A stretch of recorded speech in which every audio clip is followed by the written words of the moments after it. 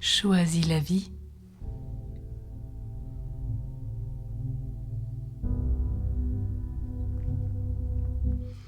Bonjour et bienvenue à tous en ce 1er janvier, quelle joie de se retrouver. C'est pour une joie à l'oratoire de la Sainte Famille avec le Père Denis de vous présenter tous nos vœux, une bonne et une sainte année, et que particulièrement ce chemin de guérison puisse vous aider dans la libération de tous vos maux physiques, psychiques, spirituels, relationnels, que ce soit vraiment un chemin de vie. Oui, alors j'espère que pendant tous ces mois où nous avons cheminé ensemble, vous avez pu voir la grâce d'une transformation par étapes. Il faut aller pas à pas et c'est une vraie joie de vous retrouver chaque jour. Merci pour votre confiance, merci pour vos encouragements, merci pour ceux qui ont adressé des dons. C'est vraiment de toute bonté car nous faisons ça gracieusement. Et merci vraiment pour votre chaleur humaine, votre communion de prière et vos magnifiques témoignages. Ils ont été nombreux et je vous remercie, car au début, il était un temps où je voulais presque arrêter, voilà, croyant que cela peut-être ne vous conviendrait pas. Mais je vois qu'avec le temps, vous êtes dans la joie et pour certains, c'est devenu un long cheminement que nous faisons pendant 1 an, comme on l'avait convenu. Et aujourd'hui, on va proposer en ce 1er janvier bien que votre vie soit belle et féconde. Tous. C'est vraiment le souhait que je formule. Alors oui, au lieu de porter des jugements négatifs sur notre vie, il nous faut apprendre à la voir, apprendre à l'aimer, telle que Dieu la voit et l'aime. Entendons-nous son merci pour ce qu'il nous a permis de vivre au cours de cette année 2022, une année particulièrement difficile à vivre, avec tout ce que nous avons pu voir, les conflits, les problèmes sociaux, économiques, financiers, au niveau de notre pays, au niveau du monde, la guerre en Ukraine qui vraiment prend des proportions assez impressionnantes.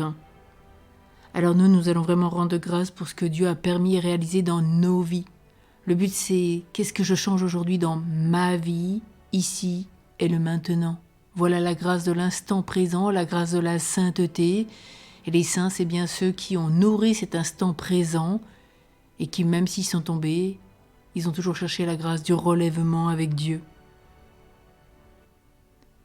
Oui, alors remercions aussi pour tout ce qu'on a réalisé sans le savoir dans les cœurs. Tous ceux qu'on a pu aider et dont on n'a même plus connaissance ou parce qu'on les a jamais revus et qui ont été transformés par votre rencontre, par votre témoignage de vie, par vos paroles, par vos actions, par vos services, tout ce que vous avez pu leur offrir gratuitement. Ou alors notre vie n'est pas vide, elle n'est pas sans valeur. Et peut-être que nous n'avons pas réussi au cours de l'année passée, et nous entendons souvent « oui, je suis bon à rien, je suis une bonne à rien ». Non, ce n'est pas vrai. Ce sont des paroles que nous avons entendues, et c'est des paroles qui ne sont comme des malédictions.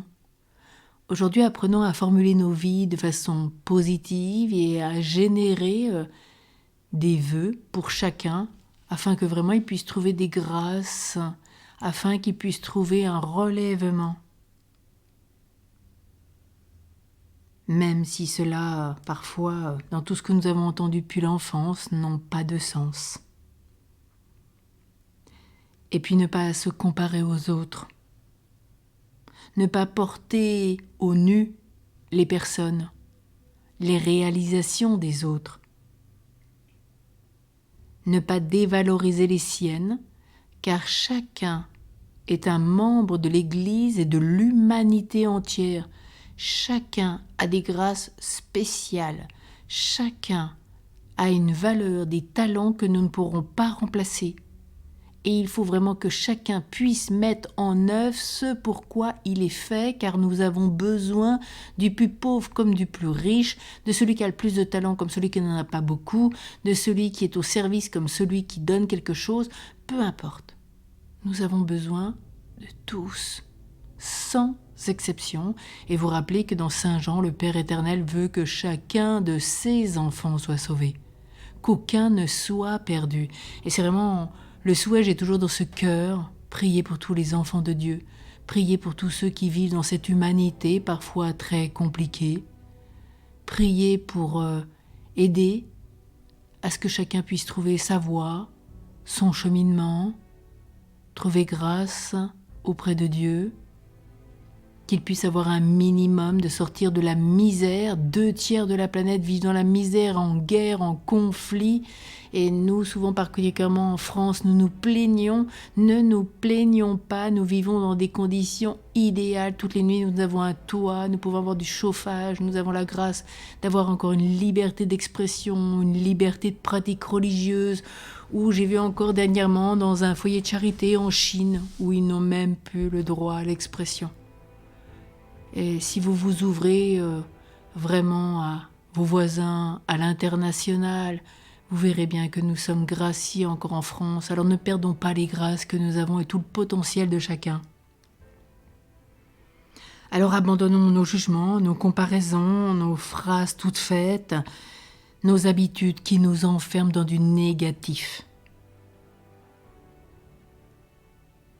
Et puis peut-être cesser d'utiliser notre mémoire pour ruminer les moments difficiles, tout ce qui nous a fait souffrir, ce passé, ce qui nous a fait honte, alors qu'en fait, elle pourrait nous servir à nous rappeler ce qui est heureux, ce qui a été réussi, tous ces moments de grâce où nous avons réussi et que nous avons vu la sainteté dans les âmes, ou ce qui nous a fait du bien, ce qui a été bon, ce qui a été vrai.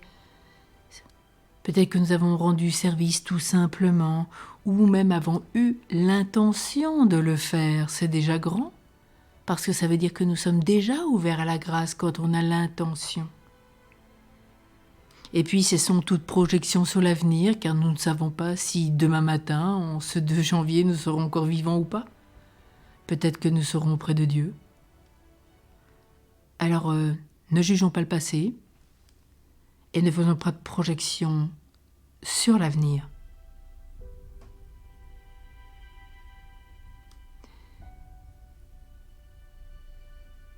Notre avenir n'est pas écrit.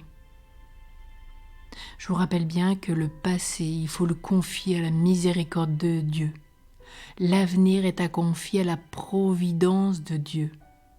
La seule chose qui nous importe aujourd'hui, c'est de vivre cet instant présent, quoi que nous aurons à vivre en 2003. Vous savez, quand on a commencé l'année avant le Covid, on n'aurait jamais pensé qu'on pourrait vivre cela. Et vous voyez que de cap en cap, de semaine en semaine, nous avons évolué ensemble, vécu ensemble, partagé. Nous avons pu vivre même notre foi d'une façon différente. Ça nous a transformés tous et chacun. Et pourtant, il ne faut pas en rester là. Car aujourd'hui, il faut aller plus loin.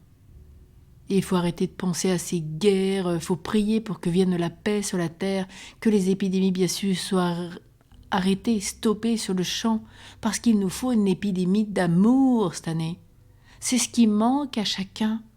L'univers crève, et le mot crever est juste, crève d'amour, d'un regard, d'un sourire, d'un acte de bonté, des choses d'une simplicité qu'il nous faut redécouvrir après une telle épidémie.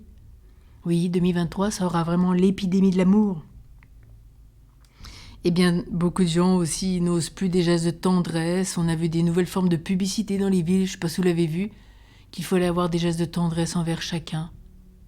Nous sommes transformés, nous avons peur des autres, nous avons peur de la maladie. Les saints n'ont pas eu peur de la maladie.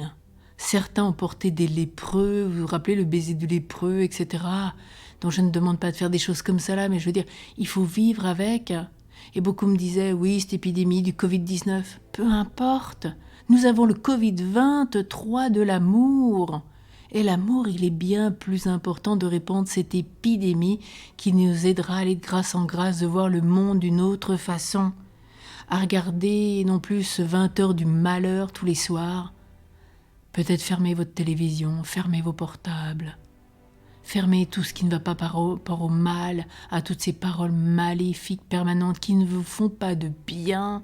Et peut-être faites le 20h du bonheur. Vive le 20h en famille. Vive le 20h dans des jeux. Vive le 20h dans des partages, des échanges entre amis, des moments de temps culturel, des moments où on peut apprendre quelque chose ensemble, partager sa foi, peut-être avoir un groupe de prière, un groupe biblique. Voilà, varier les plaisirs, que vous soyez seul ou en famille, en communauté, peu importe, voilà. Ayez vraiment de l'ouverture.